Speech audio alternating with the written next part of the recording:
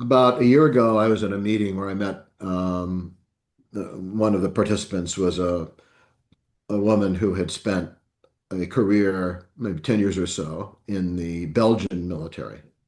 And she was now working, and I believe still is, for the International Committee of the Red Cross. And we had a long conversation, and she told me something quite interesting. I didn't really know what the ICRC does. The Mm, ICRC, as you probably know, I didn't know, does not really provide direct care. that's correct. They helped organize, That's correct. um, and presumably they're trying to do that in Jamaica as we speak, right? But they have another function apart from disaster managing and disasters or helping locals to manage disasters, is going to every military and every non-state actor who's willing to talk to tell them what the law of armed conflict is. Mm, And I thought that was really interesting. that And not is. only state parties, as they're called, but non-state actors too. Mm. And they have a list of non-state actors with whom they meet. So how does that work in terms of the rules? I mean, isn't that sort of definition? I would, hey, do we conflate? So that's a question. Do we conflate rules-based order with coming from a nation state? Well, I think I just say in the book what I think people in IR in national relations say, which is you do have to have a notion of state sovereignty in order to get cooperation. It's like a prerequisite, logically speaking, right? In order to get states to agree on rules, that there have to be states that are sovereign and can be autonomous to make rules and to impose them on themselves, right? Um, so they're these are related.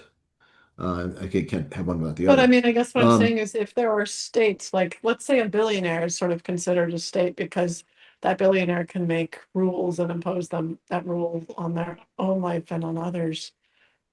Does that count as I mean, I sort of feel like no, a billionaire is not a political system.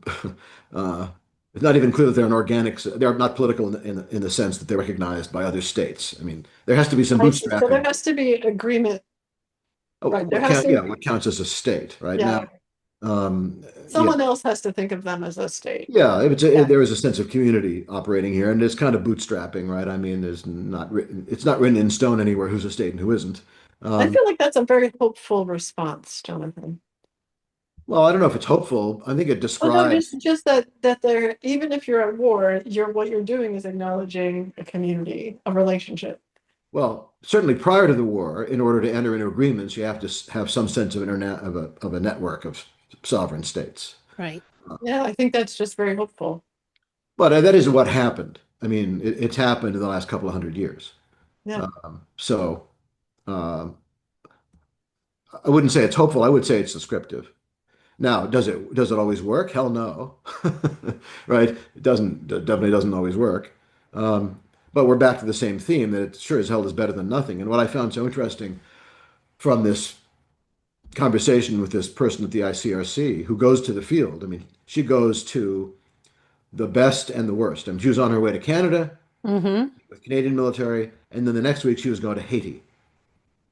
Whether you consider the Haitian entity as a successful state or not now is a good question, right? But beyond that, also the non-state actors, people who we would consider members of terrorist organizations, are meeting with them. And I said, why the hell do they care? Because I have this knee-jerk, post 9/11 Right. Yeah. And what, yeah, crazy. Yeah. I'm interested in that too. Why do She they said, care? A, they want to know what the rules are, and B, they might come into power someday. You know, They're- That's so hopeful because it acknowledges that the change of the status quo. but they don't Well, always. it's kind Obviously, of hopeful, but it's also it's eminently practical. I mean, uh, if cynical, I guess is the word I would use. cynical, but also, yeah. But it might have a good outcome. Right? There are different ways to get to, the end of the road, right? And so it could I be a think naughty hope, way, and there could be a yeah. more idealized way. I'm happy to take the naughty way if it gets some bad guys in Sudan to say, oh, we do need to worry about what the rest of the world thinks of the way we behave. So I think that's okay. I'll take what I can get. I guess I have a really low bar for hope. Because that sounds helpful to me too. Well, Well, I think what uh, it points to is it's never a world of absolutes.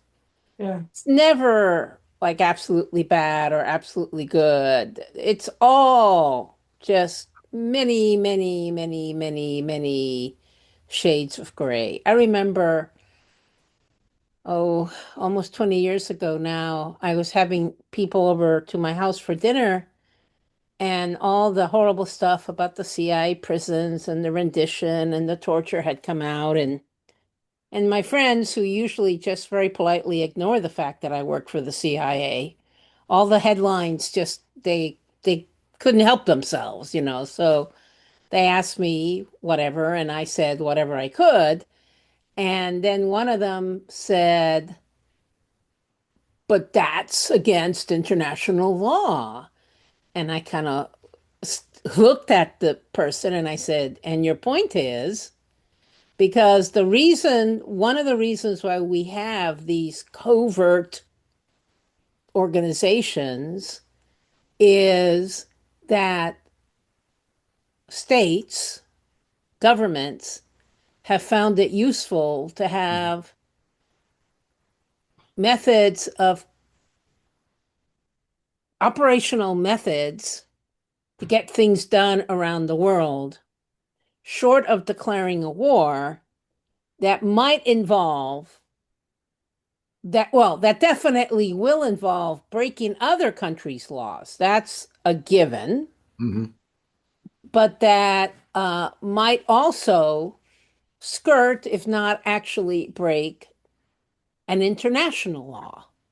mhm, And, you know, that is why I know some of the people that were in, and this is public knowledge, some of the people that were involved in some of the renditions that occurred in Europe, where they would pick yeah, up a terrorist walking around and spirit, you know, it's basically a kidnapping.